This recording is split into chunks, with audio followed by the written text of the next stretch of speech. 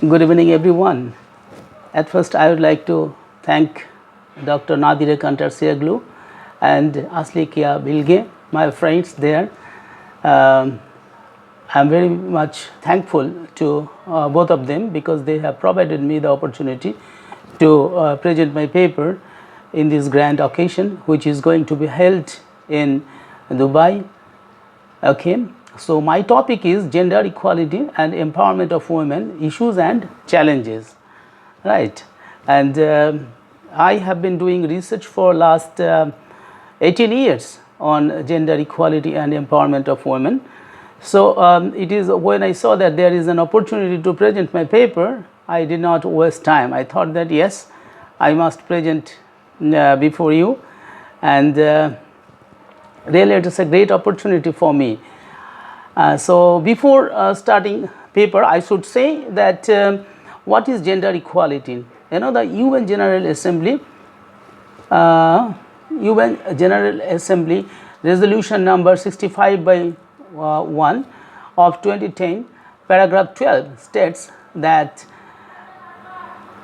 achievements, equality and empowerment of women both a key development and an important means for achieving all the Millennium Development Goals. The resolution 65 by 1 emphasized progress in gender equality through a focus on women's access to education, full and productive employment for all, labor force participation, and time-saving technologies to assist women and women's participation in economic and political decision-making process and ending violence against women. Actually, you see, for last 5 decades, people are talking about women's empowerment and gender equality.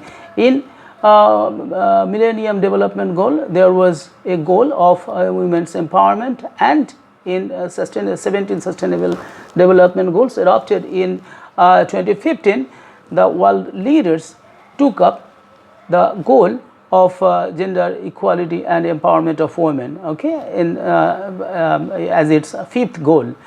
But we see that still women are not equally participated in anywhere. You can take in economic activities, you can take in political activities, you can take in social activities. Nowhere women are being seen as equal partners and playing equal role as decision makers. So according to, I would say that what is women's empowerment? I say the particular word empowerment is closely related with power, okay, and to give power or to empower.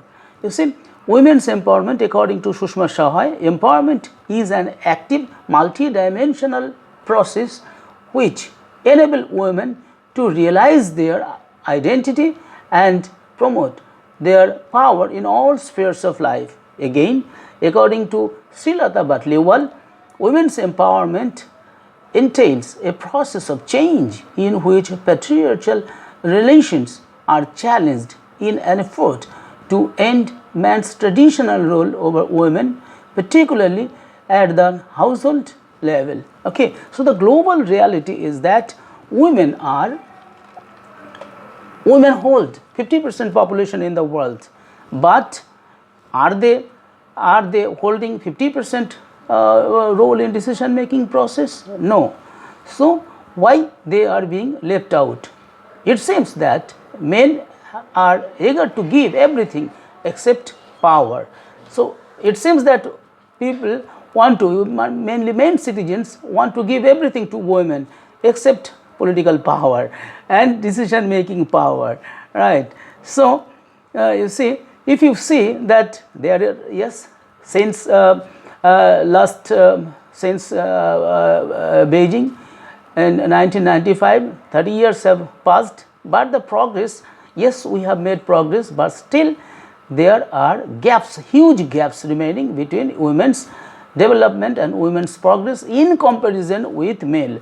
You know, if you see, you will find that 10% people, 10% women are globally under poverty. Can you just imagine 10% people, 10% women are under extreme poverty level. Not only that, women and girls could remain in extreme poverty. How many women? 355 million women. And then you see everywhere in the world, almost everywhere conflicts are going on. You see, you will find that Israel-Palestine war is going on, and Russia and Ukraine conflict is going on. You see the conflict in Sudan, you see the conflict in other regions in Africa. So in even in Afghanistan and Pakistan borders, and few months ago it took place, India, Bangladesh, India and Pakistan borders, there was a war. So women, how many women? 676 million women and girls living within 50 kilometers of conflict zones. So what type of problems, what type of pains they are facing, only they themselves know. So why people, and particularly children and women, will suffer due to the conflict of others, due to the war of others? It is very bad, and it should be stopped immediately, and women and girls should be given equal opportunity of study, equal opportunity of decision making, equal opportunity of economic activities, and equal opportunity of political decision making power. But you see, when I am talking about political participation, only in the world 27.2% women representation in national parliaments are observed. The 2025 gender snapshot warns that despite 30 years since the Beijing Declaration, millions of women remain excluded from labor market by unpaid care work and face threats of violence, displacement and poverty. Women, almost everywhere in the world, you will find that women are working as at home, they are working as unpaid workers, they are taking care of male citizens, they are taking care of the old, they are taking care of the children, they are doing household chores, they are working in the field, they are working in the factory, they are working as cut-piece workers, but nowhere they are safe. Women are harassed, women are tortured, women are pulled hair, women are abused, women are slapped, women are even punched by male citizens, mostly, almost everywhere in the world. This is the scenario in the world. But we are saying that 50% population are women. They are our mothers, they are our sisters, they are our girls. But why will we give them pain? Why should we oppress them? Why should we suppress them? Why should we torture them? Why should we give them pain? This is bad, and it should be stopped immediately. Right? If you see that women's, I am just telling a simple record that says that gender equality index, that says that the United States of America is the strongest country, economically most powerful country. They are having only 57% women labor force, right? While their male labor force participation is 69. So you see, there is difference. If you find China, second largest economy, but there is difference. 54% female participants are there, while the male participation is 75%, 75.6. In this way, if you see that Japan is also, they are 56.4% female, while male workforce participation is 66.7. Similarly, in India, it is more than double. 35.1% female work in the labor force, while men's participation is 76.4. In this way, you will find nowhere in the world there is parity. There is no parity in the labor force participation of male and women. Right? And even if you see that maternal mortality rate, that is also, there is discrimination. I mean, maybe in the United States of America it is 21, and but in this way you will find that that there is difference between India and America, and in the USA and Canada, and in this way difference is always there, and seats in parliament. In parliament, only 29% women are there in the United States of American Congress. If you see that in China, it is 26.5, while in Germany, it is 35.2, while in Japan it is 15.2, similarly in India it is 14.8. So this is the scenario in the world. Why? If women hold 50% population in the world, why this type of gender discrimination will prevail in the world? You see, if you take education and income, you will find that India's challenge mean year of schooling is 55.8 years for female, while it is 8 years for male. So per capita income here in India is only 4,543, while for males it is 13,275. But if you compare between the two democracies, one, India is the largest democracy, while the United States of America is the largest democracy is the world oldest democracy. So when you compare between the largest and oldest democracies in the world, you will find that the oldest democracy, that is United States of America, their mean years is 14 years for female. On the other hand, it is for 13.8 years for male. Per capita income is for female is $60,085 for female. On the other hand, in the United States of America, the male citizens of the USA earn $87,081. So just imagine, do you know how much it is the difference? 13 times difference between India and the United States of America, and it is very shocking, and it is very shabby, and it is very pathetic, right? So global pattern, men's earning consistently exceed women's everywhere in the world. Income inequality persists across all development levels from high to low HDI countries. So this is normal, this is the scenario in the world. And if you see, in this way, I find that everywhere in the world, in every sphere, women are being discriminated, and women are suffering in the hands of male citizens particularly, right? Stumbling blocks, what are the stumbling blocks? Structural barriers are there, and a violent conflict is there, and you will find cultural resistance is there, and economic exclusion is there, and there are lack of firm government policies, all right? So out of structural barriers, gender discrimination embedded in economic and social structure, wide gaps in power and resources, impose chronic constraints on women's rights progress, violence and conflict, war and conflicts, exacerbate poverty and inequality. Women face rape, violence, displacement and poverty in conflict zones. Despite violence deters freedom of speech and movement, cultural resistance, patriarchal social norms everywhere. Whatever you may say, that yes, you are enjoying equal power, you are going to the moon, you are now driving cars, heavy cars, you are now working as pilots, you are now working as scientists, doctors, engineers, lawyers. But what's the matter? But whatever it may be, you are facing challenges, you are facing discrimination and even harassment within the office, on the road, even in the house.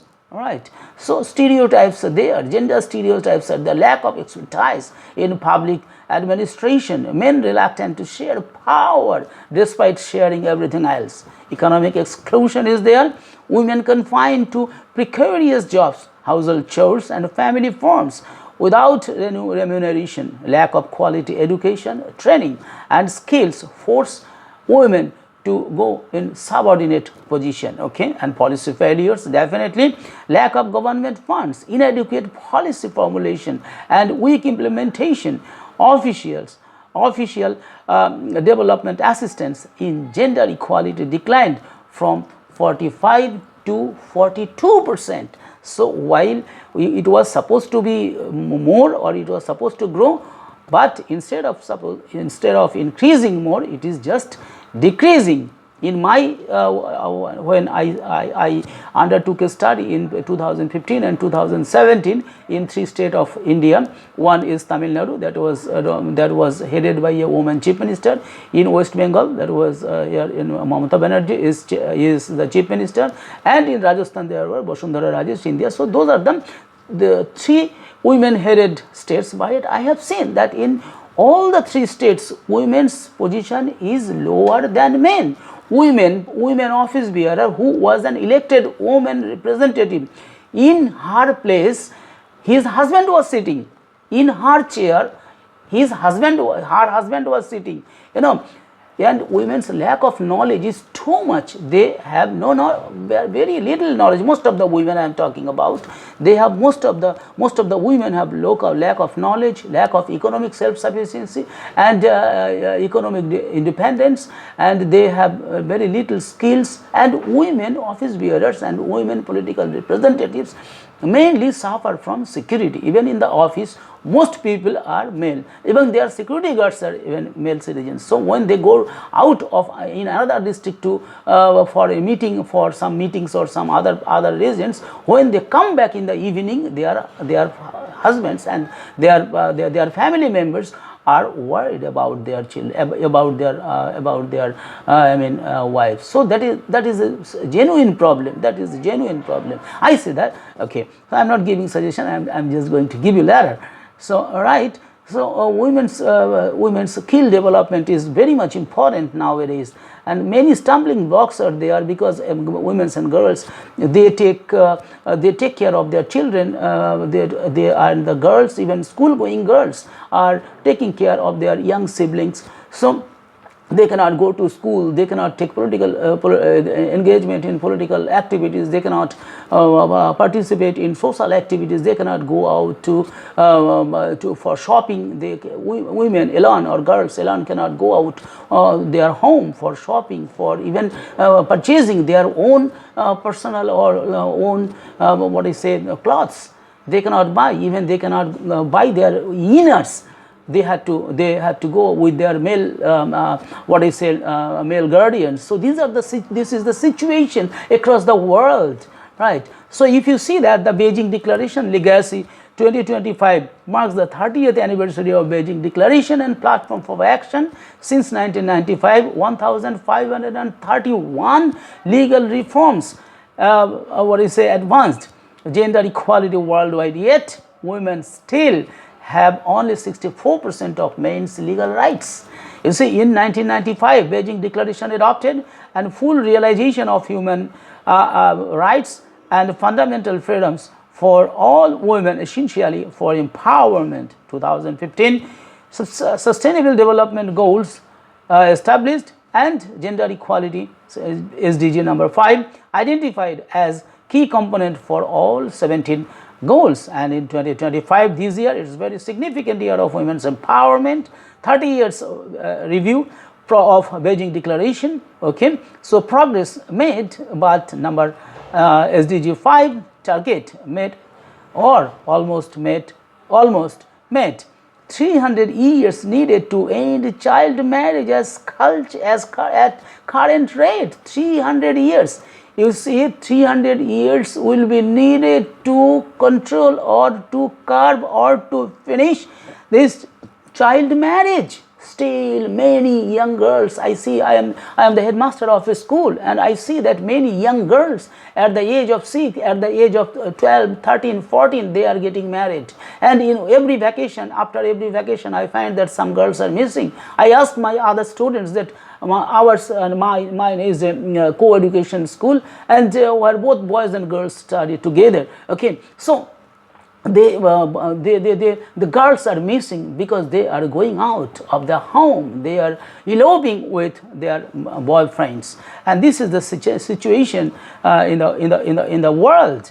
And next, I would say that pathways of empowerment. Always I say that education is the panacea for all ailments, right? So education, and now it is skill development. Both education and skill development are the two components or pathways for women's empowerment. Okay, and I always, after our our president Dr. APJ Abdul Kalam says, the STEM, science, technology, engineering and management, these things, these four subjects to be taught to our students across the world, then our world will be a beautiful place for our children, our grandchildren, right?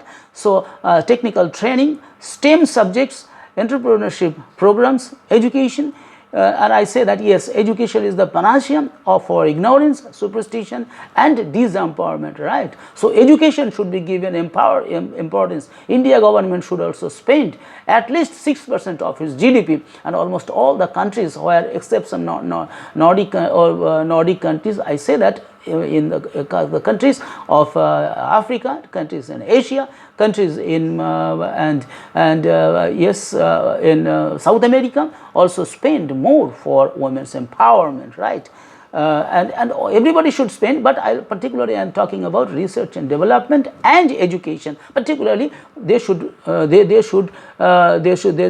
emphasize, or they should promote STEM subjects, right? Science, technology, engineering, and management, right? Economic power, business training, job opportunities, financial support for entrepreneurs. It should be given. Otherwise, how women will come forward? Where women will get money if you do not pay? If you do not give them as loan, you have to pay. Government will have to pay money as loan, right? So economic empowerment is necessary. Without economic empowerment, all other empowerments are useless. So if you do not have economic empowerment, then you are not being able to make any political decision, neither at your home, not in office, not in society. You may give decision, but your decision will not be accepted. You will not be accepted if you are not economically empowered, and if you are not economically stronger, right? So that is why I say that every woman, every girl should earn money, right? So next, political voice, equal participation in decision making from local to national levels, and gender quotas and representation in all government bodies. I told that male citizens in the world are ready to give everything. They will give you ornaments, they will give you land, they will give you money, they will give you everything except power. They are not ready to leave their chair. Otherwise, they will give everything, chair or power, right? So, political power, mainly male citizens in the world are standing in the way of women's political empowerment, right? And safety and rights, combat violence, legal protection, self-defense training, and online bullying. Nowadays, online bullying has started, and workplace harassment and domestic violence. I have seen that women and girls are not safe anywhere in the world. You go to street, you are not safe. If you are not physically empowered, and if you do not know very hard judo, karate, right, or boxing, then you are unsafe.